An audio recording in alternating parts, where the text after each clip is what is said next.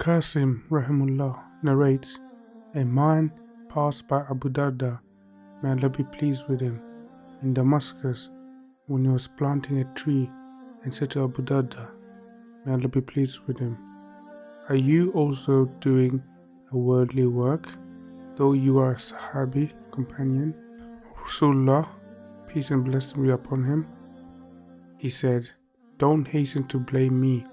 I heard Rasulullah saying, never did a man plant a sapling, a young tree, and then a man or any other creation of Allah, glory to him, ate or benefited from it, except that it becomes a sadaqah, charity, for the planter.